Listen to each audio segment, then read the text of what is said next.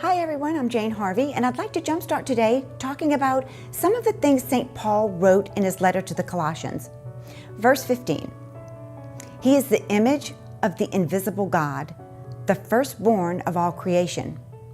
Literally, that means Christ is the image, the character, the nature of the God we cannot see. St. Paul is telling us that Christ is exactly like God. They're interchangeable. He's the visible representation of the invisible. If we want to know about God, we need only look to the Son and vice versa. It says He's the firstborn of all creation. Verse 16, For in Him all things in heaven and on earth were created, things visible and invisible, whether thrones or dominions or rulers or powers, all things have been created through Him and for Him.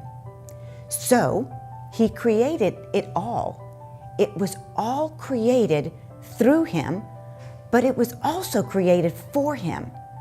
All spiritual rulers, nature's power, people in power, people with authority, all created with a purpose. Each created through and for Him. And not just the things we can actually see with our own eyes, but the things we can't.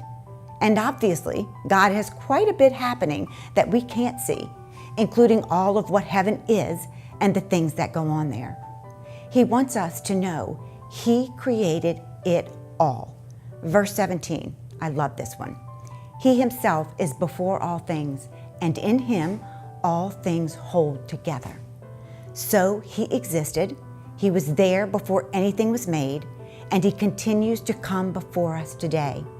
He knows the outcome of every situation we're going to be faced with. He knows what we'll say before we say it. I mean, how crazy is that to think about? That God already knows the outcome of a decision you've been worrying about like crazy. I just love that. But just as important, He wants us to know that all things are held together and continue on because of Him.